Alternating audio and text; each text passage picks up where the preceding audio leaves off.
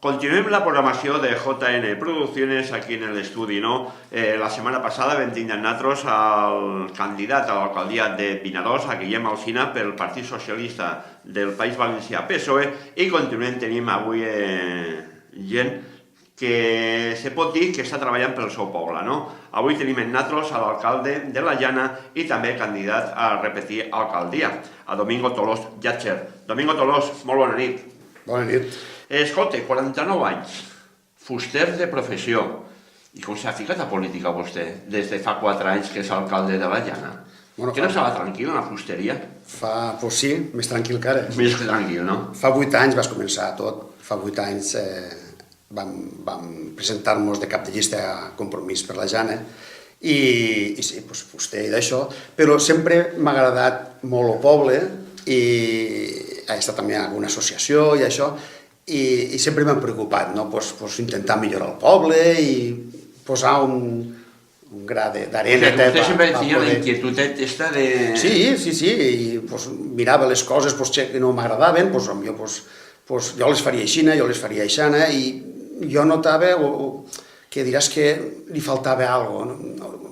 Moltes coses, potenciar el turisme, potenciar el sector primari, potenciar moltes coses que diràs que sí que el meu Compromís, que no estava jo encara, si presentava alguna instància d'això, però l'equip de govern d'aquell temps no es feia cas, ara fa 10 anys o 11 o el que sigui, i fiquem-nos ahí. Me van demanar si volien a la llista. Le van demanar a vostè? Sí. Els de Compromís? Sí, perquè jo, molt polític, la veritat és que no ho soc, però tenia la inquietud, perquè sempre m'ha comentat que jo faria això... Pensaments polítics, jo soc d'esquerres, nacionalista, però, tinc, com molta gent, té un pensament d'una part, de l'altra, però jo me centro i me baso simplement en el poble. Jo fora del poble i la comarca també. El dia a dia, no?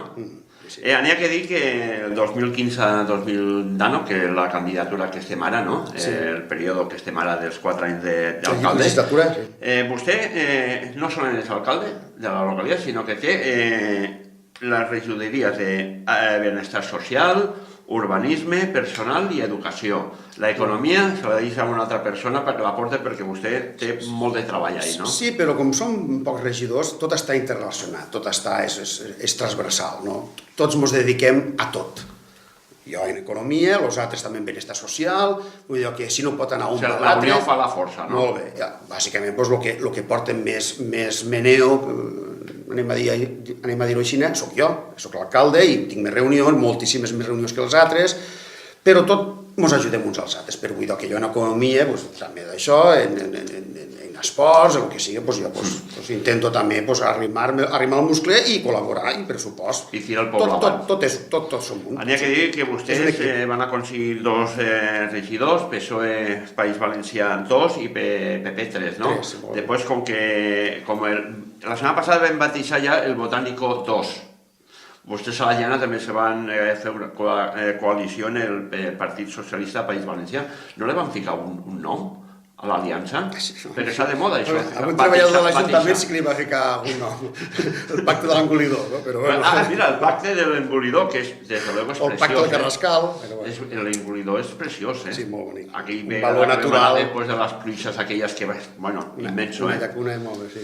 Bueno, m'ha dit vostè que porta diverses regidories. Anem a tocar una per una, si en cas, a veure com està actualment l'Ajuntament de la Llana. O millor dir, com va trobar vostè l'Ajuntament de la Llana fa 4 anys, quan va entrar d'alcalde? Doncs bé, sabíem que la situació no era molt fàcil. Vam entrar, el primer que vam fer, demanar una auditoria, també tant una empresa auditora com els servicis tècnics de Generalitat i també del Ministeri d'Economia i Hisenda, i on se va elaborar un estudi i al cap d'uns mesos van sortir els resultats i hi havia... Se va sorprendre? Sí, perquè no m'esperava que sigués tant. No esperava que sigués tant. 1.053.000 euros, sobre un pressupost en aquell temps de la Llana de 750.000 euros, més o menys. 1.053.000 euros. I estaven molt ben diferenciats en 4 parts. Una part era els préstamos que hi havia, una altra part eren les factures per a pagar, que pujava a 340 i pico mil euros, factures de calaix, empreses, autònoms. Després estava lo de les sentències judicials, que hi havia unes sentències judicials d'unes obres que es van fer l'any 2005, 2007, una cosa així, d'un pleit, que hi havia uns diversos pleits que hi havia en l'empresa constructora, en l'Ajuntament, i va sortir perdedor l'Ajuntament, i no sé si eren uns 250.000 euros a pagar. I després el deute al Ministeri. Ara fa uns anys se va fer un pla d'ajust i se devia, el Ministeri, això te parlo de l'any 2012, una cosa així, el Ministeri va pagar factures que se devien d'anys del 2002, 2003, 2005, i llavors nosaltres li teníem que pagar al Ministeri. I això també estava un deute d'uns 260.000 euros, una cosa així, no recordo. Bueno, en total, aquests dos blocs diferenciats. O sigui, per la suma total, 1.053.000 euros. I actualment, com està la cosa? Ara estem uns 500.000 euros. O sigui, la meitat, el 50%. I com s'aconsegueix rebaixar aquesta quantitat? Perquè vostès, anem a veure, normalment, per rebaixar, és el que s'està parlant avui en dia, no? Per la deuda, incrementar impostos. Perquè incremento impostos, recaudo més i baixa la deuda. No hi ha més. No hi ha més. A veure, aquí està tot inventat. En canvi, les oposicions o el que sigui, poden dir, mira, pujar els impostos, s'han reduït els diners de les associacions, amunt, avall, els préstecs s'han allargat. 1.053.000 euros. Jo vaig entrar a l'alcalde, jo no els ficaré, Jo no els volia ficar, ni els vaig ficar. És més, vaig estar 7 mesos sense cobrar res d'alcalde, anant per l'amor a l'arte allí a l'Ajuntament. I perdent moltes hores de les meves hores de fusteria, no? De fuster. I desgraciadament és el que dius tu. Se pugen impostos, desgraciadament, i se baixa la despesa, se baixa el gasto. Com se baixa el gasto? Pues molts de gastos o moltes despeses superflues s'eliminen i s'eliminen també les aportacions a les associacions. Desgraciadament vam deixar de donar diners a la banda, vam deixar de donar diners al futbol i a totes les associacions, perquè no n'hi havia més, perquè és que no estaven els diners. Si se devia un any de recollida de basura i ens amenaçaven de no recollir-nos la basura, si se devien 6 mesos i l'Electra ens amenaçava o de que ens podien tallar la llum... Les van amenaçar vostès, tallar la llum, o més o menys? Amenaçar no, però vam tindre un avís. I se devien uns rebuts i no ens van amenaçar, però ens van dir que si no complien els pagaments que calia, deixarien de subministrar llum. I després l'empresa de recollida de basura se devien un any i 2 mesos, crec. Un any, sí, un any i 2 mesos se devia. Claro, això se tenia que pagar. A veure, com no has de pujar impostos o com no has de deixar de donar a les associacions tenint aquests deutes a fer, perquè vam tindre que deixar i pujar els impostos a tot el màxim permitit, i no me sap mal dir-ho. És que la realitat és això, i la gent ho va entendre i ho va acceptar-ho, perquè és que no n'hi havia més. També val a dir que érem el poble que teníem els impostos d'IBI més catxos. Nosaltres i Salsadella, crec. I ara estem més a la part de tots els pobles dels veïns. Però tan pront van passar aquest any i mig de foscor o aquest any i mig de túnel, doncs ja l'IBI no el vam tocar i vam eliminar taxes. A resumides cuentas... En un any i mig? Un any i mig, sí, als 2 anys se pot dir, com a molt, sí. Vostès ja la balança la van equilibrar una miqueta? Sí, a dia d'avui, más o menos. N'hi haurà veí que pagarà un poquet més, n'hi haurà veí que pagarà un poquet menys, però en resumides cuentas, els veïns de la Jana paguen aproximadament el mateix que pagaven el 2015. I això ho pot comprovar-ho qualsevol veí de la Jana. No cal presentar cap... I rebaixar la deuda al 50%. I hem de rebaixar la deuda al 50%. I el futur, com ho planteixen vostès si surten? Anem a veure, ara parlem ja, si en les eleccions del dia 26 de maig surten vostès una altra vegada. El pitjor ha passat ja, i ara s'obre un bon panorama per a poder invertir en altres coses i en millorar la vida dels veïns i veïnes de la Jana, en millorar moltes infraestructures que tenim, que n'han millorat moltes i n'han fet de noves, però hi ha encara temps terreno per recórrer. I les associacions locals podien ja recuperar alguna cosa de... No, sí, se van recuperar a l'any següent. O sigui, el segon any no van recuperar. Després ja no se dona tant com se donava. Poquet a poquet, no?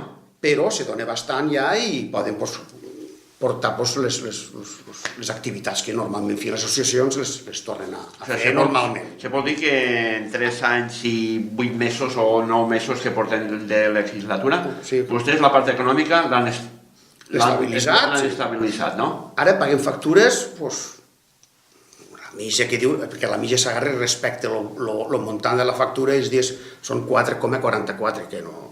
En veritat, en 2 setmanes una persona, una empresa, un autònom cobra. Als 15 dies. Als 15 dies. Això fa any i mig que ho fem. Des de fa un any i mig? O sigui, en un any i mig vostès van baixar la deuda i des de fa un any i mig paguen els 15 dies. Els 15 dies, perquè potser hi ha alguna festa entre mig, o se retrasa l'expedient, o la Junta de Govern, el que siga, es paguen 3 setmanes, però només. I pots parlar-ho en tots les empreses que treballen per al poble. I que des d'aquí us ho agraïc, que este primer any i mig que vam estar més malament, no ens aguantessin els pagaments que els ho devíem, i ara per això confiem en ells de nou i seguim en una normalitat ja de negoci. Vostè sap si hi ha algun ajuntament de les nostres comarques o d'Espanya, els préstams que fa a l'Estat o a bancs o a caixes, que no tingui cap préstam? Que jo sàpiga no en conec a cap.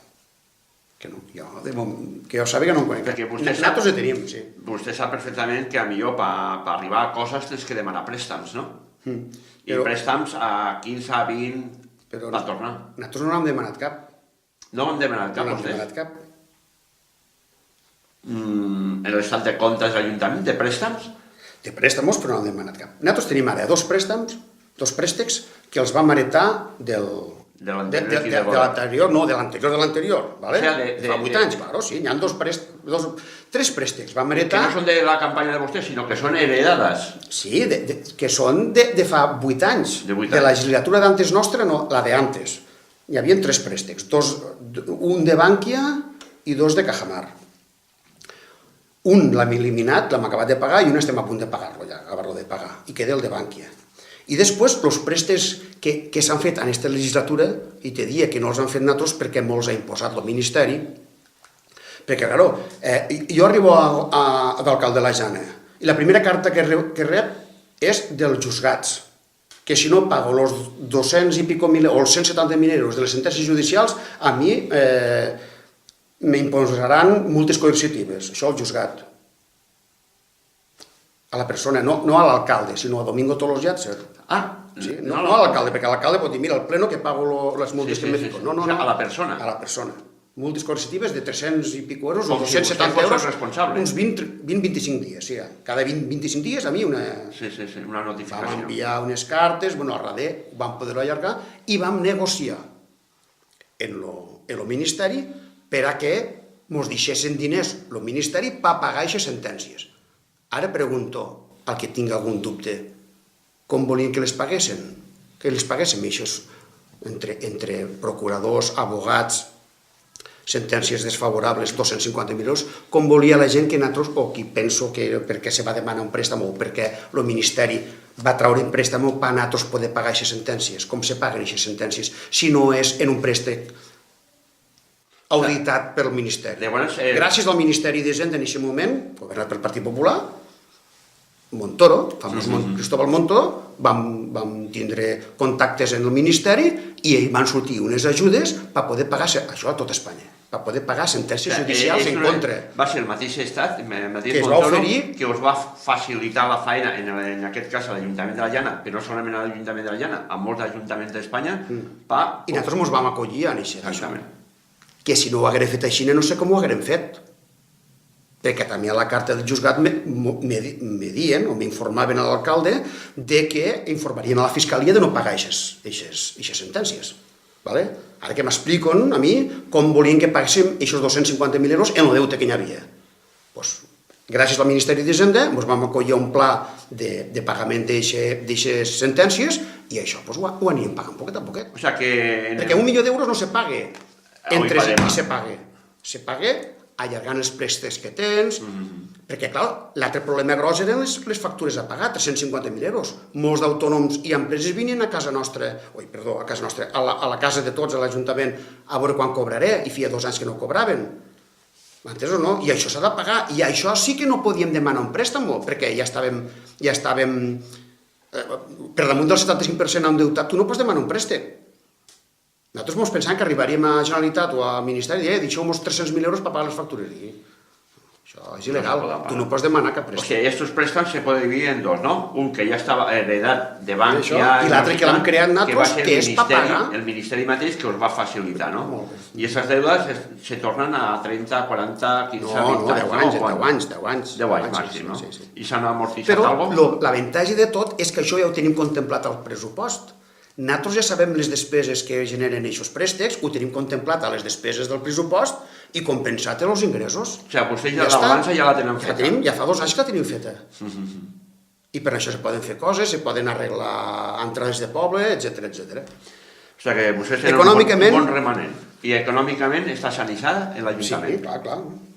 Ara mateix m'han dit un remanent de tesoreria de 30.000 euros. De 30.000 euros. O sigui que vostès són lliures de gastar-los... No, t'obliguen, per si no ho sap, algú no ho sap, el Ministeri t'obliga a que aquests 30.000 euros de remanent de tesoreria del pressupost que sigui, des del 2018, lo utilitzes per a pagar deute, no per a gastar-te-ho en festes o per a gastar-te-ho en... O sigui, per rebaixar la deuda que vostès tenen. Això t'obliga, que encara que no m'ho obliguessin, no patigues, que ja pagaria deute. O sigui, i canviem ja la part econòmica, ja l'hem tocat suficient perquè vostès, la campanya electoral, suposo que la part econòmica explicarà més o menys el que ha estat explicant aquí, no? Sí, ara... En grosso modo.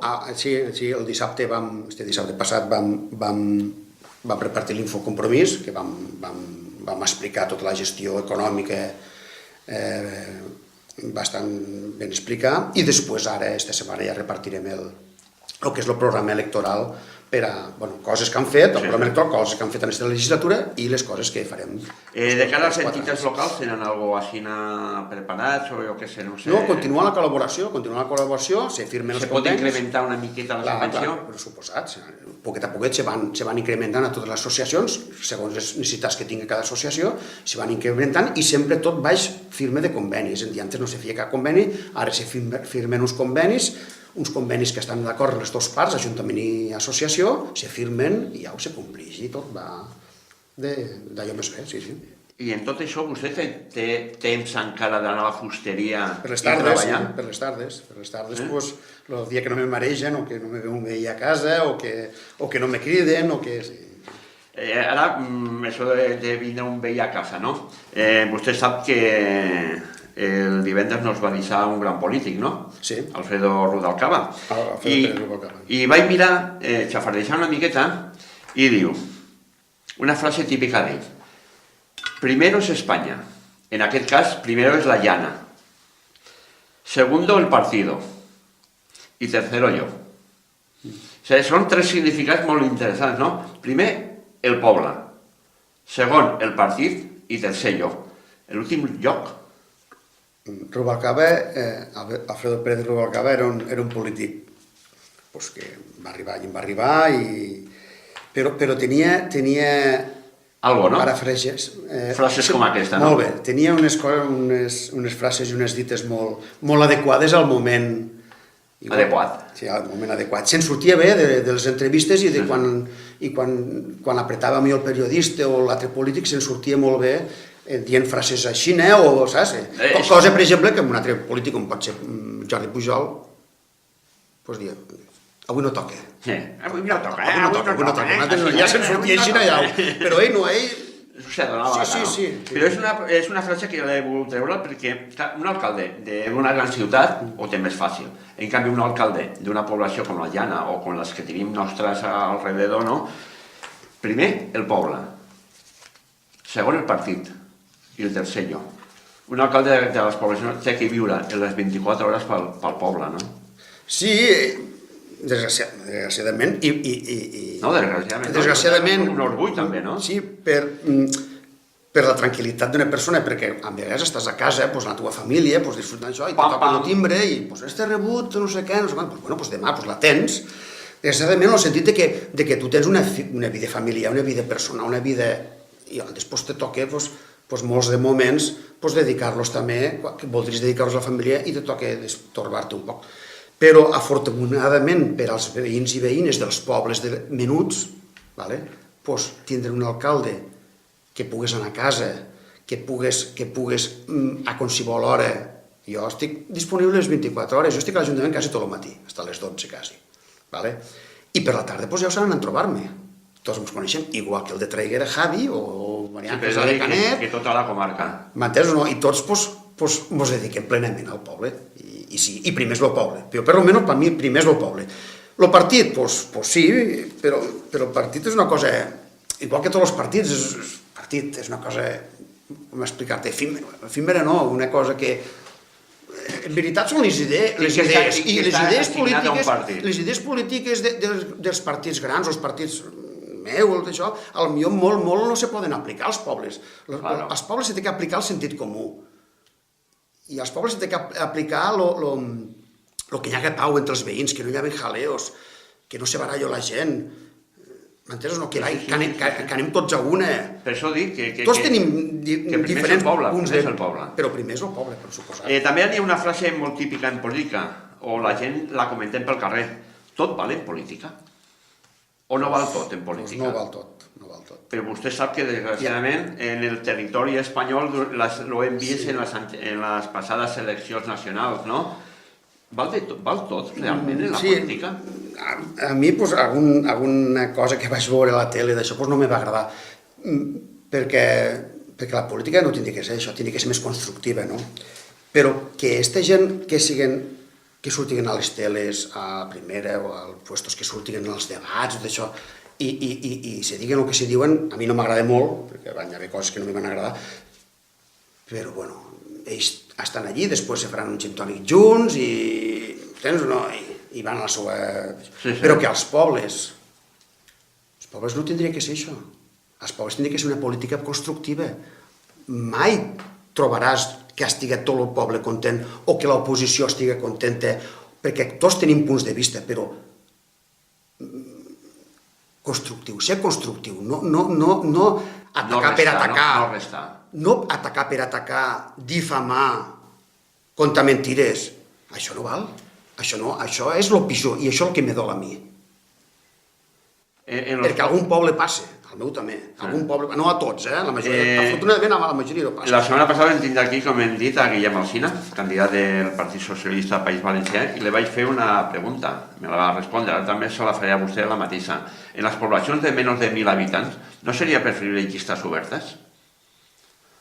També, sí, perquè aniria més a la persona. Exactament, no, agafar una miqueta les proves que ha dit vostè, no?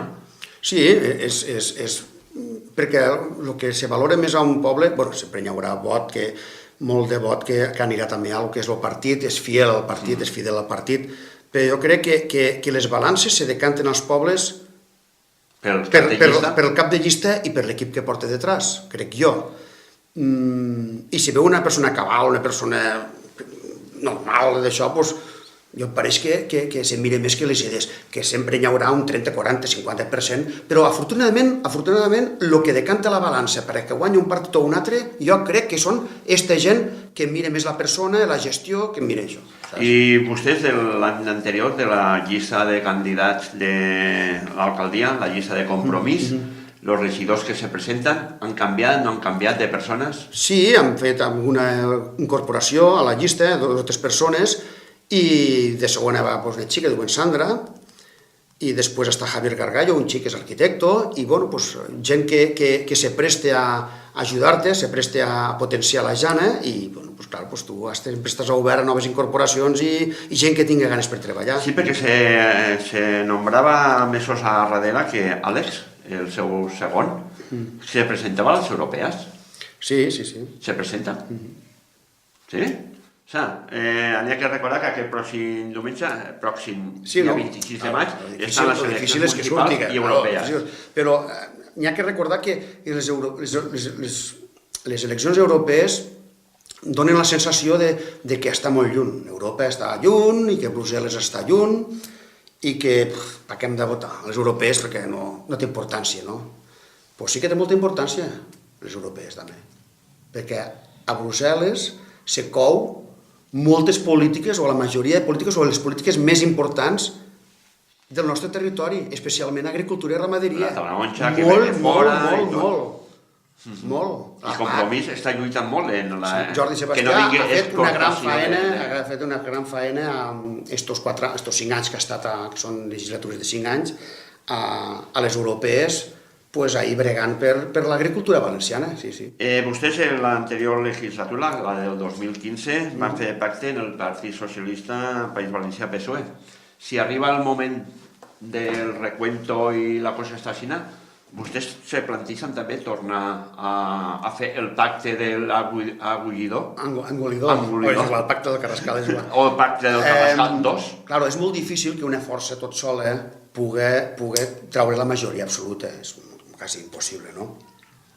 Però nosaltres estem oberts a dialogar i a tornar a reeditar el pacte que se va fer per a governar 4 anys, perquè portem idees molt similars. Nosaltres tenim una manera d'entendre també les coses i ne tenim una diferent, però ens entenem molt bé i creiem que formem un equip per a tornar a portar...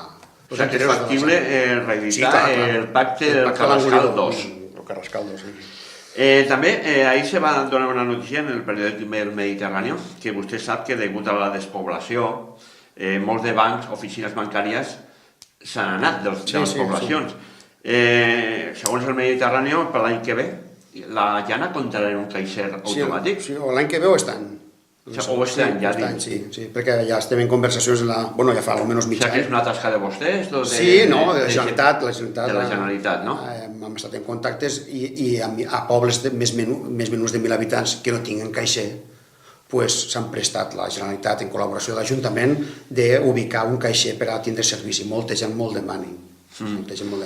Ara parlem ja oliveres mil·lenàries, la fira, la tradicional fira, les festes majors del poble.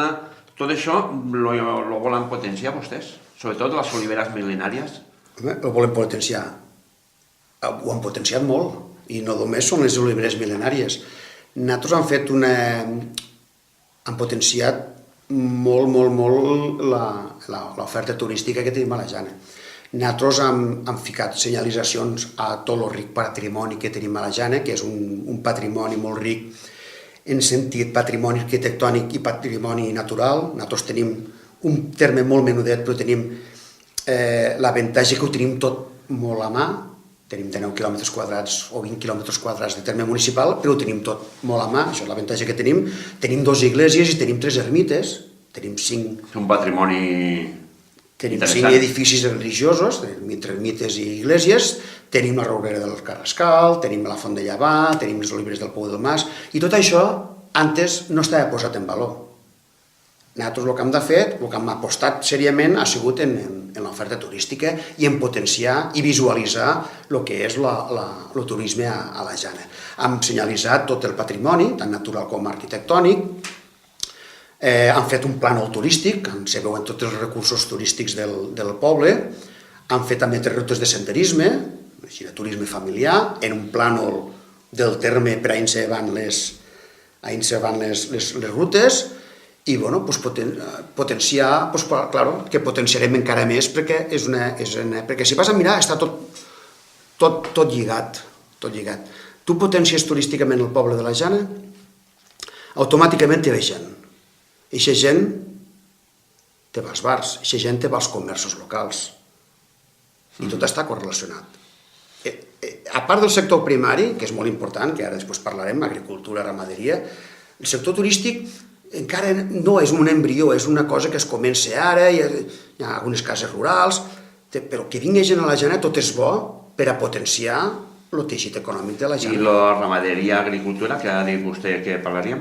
Com ho tenen? Doncs molt bé, mira, el primer any, encara passant el que va passar del deute que teníem, primer any, potser sí que seria el segon, vam reduir la taxa de l'aigua de les granges. Les granges, donem aigua d'això, servim aigua, i els ho vam baixar considerablement el que és el preu dels 1.000 litres o del litre de l'aigua. Vam eliminar també, o vam estar eliminant poquet a poquet la taxa de camins, perquè no paguen els agricultors que tenen finques, no paguen, i l'any que ve ja eliminarem del tot aquesta taxa. Vam modificar les normes subsidiàries per a que una granja vulgui fer una ampliació i no estigui acotat, perquè en les normes subsidiàries d'antes no podies fer més del 20% d'edificació dins de la teva parcel·la, més del 20% tu no podies construir una granja, ho hem ampliat al 45%, amb facilitat que les granges puguen ampliar, que n'hi havia 2 o 3 casos, per cert, parades a conselleria, perquè no complien les normes subsidiàries d'aquí, que se'n passaven del 20% del terreny de l'explotació i estaven parades. Nosaltres vam canviar les normes subsidiàries per a que poguessin ampliar aquestes granges. O sigui que estan bé.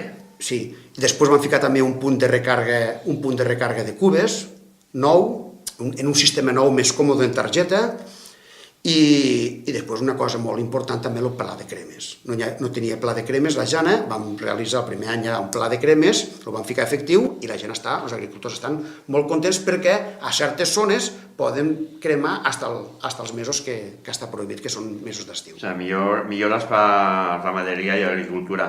Les relacions en Generalitat i Diputació, perquè jo me recordo una entrevista que li vam fer a vostè fa mesos, va dir, a mi Generalitat i Diputació m'agraden perquè me porten diners a la Jana. Per suposat, més d'1 milió d'euros. I són Partit Socialista, Partit PP i vostès en l'Ajuntament Compromís. N'hi ha que ho polititzen molt, jo no ho polititzo gens. Diners per casa. Claro, jo no me n'amago de felicitar i agrair a qualsevol institució. Si l'important és la persona. És el que estàvem parlant. Arribo a les persones, que les persones de la Jana tinguen un passeig que va al cementeri a la capella de la Mare dels Àngels, que tinguen l'interior de la capella de la Mare dels Àngels a arreglar, que tinguin il·luminació fora, que tinguin una rotonda ahí per més seguretat vial, que estiguen les entrades del poble arreglades, la piscina, murals, tant a l'espai de la pista que van tots els xiquets com tot el mural de les escoles, una xica, unes beques, van fer unes... I això és tant de Generalitat com de Diputació? I això són ajudes, bueno, algunes coses han fetes nosaltres, però la majoria de Diputació i de Generalitat, les diferents conselleries, i nosaltres supercontents, i agraïm sempre a les dues. Intenta restaurar la fatxada de la iglesia? La fatxada no està malament, ara. Les han demanat vostè algo de permisos o algo? No, la iglesia, primer que res dir-te que la iglesia és del clergue, el que és la fatxada, el monument, l'edifici de la iglesia de cult, és de l'obispat, del bisbat de Tortosa. I després, nosaltres en propietat tenim la capella de la Mare dels Àngels, tenim l'ermita de Santa Anna i la iglesia del Carrascal. Això és de propietat de l'Ajuntament. I després de propietat de l'església, de l'obispat de Tortosa, és la iglesia de Sant Bartomeu, que està a la plaça, i la de la Puríssima. I llavors, si tenen que fer alguna reforma, s'ho tenen que dir a vostè? Si són nostres, sí. Si són del clero, nosaltres no tenim per què dir-nos res, informar-nos si a casa. Si se té que reformar la fatxada de la iglesia de Sant Bartomeu? Pues per lo menos Bartolomé, no?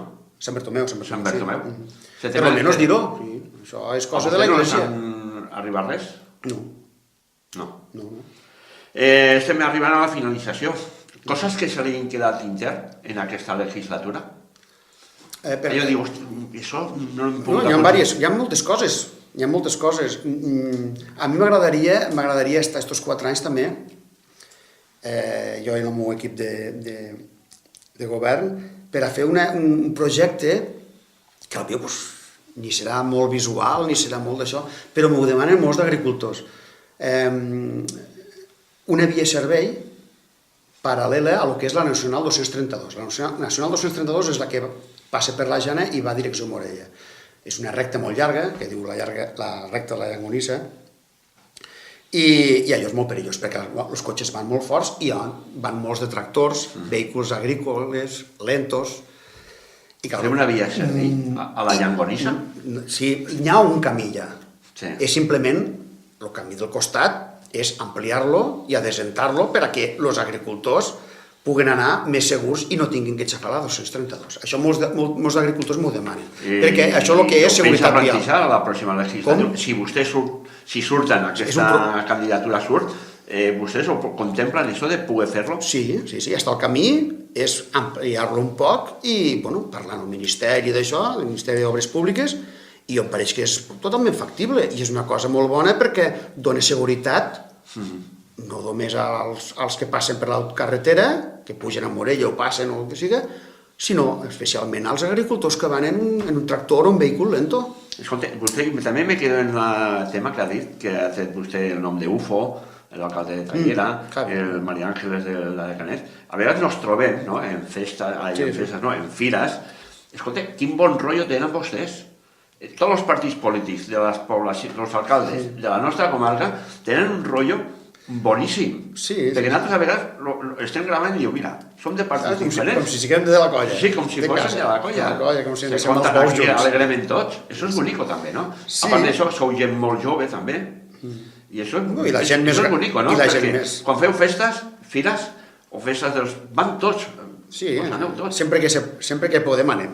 El que passa que hi ha vegades que coincideixen diverses festes o diverses presentacions. Destaco el bon rotllo que tenen vostès. Sí, i no només els joves, gent més gran que nosaltres, que pot ser l'alcalde de Rosendo, l'alcalde de Xert, o el d'Albocàsser, bueno, l'Albocàsser no el conec molt. O el de Rossell, també. Molt bé, Evaristo, d'això, tenim molt bon. L'Albocàsser jo quasi no l'he contactat mai, perquè a aquesta zona ni venen ells a cap aquí ni nosaltres anem cap allà.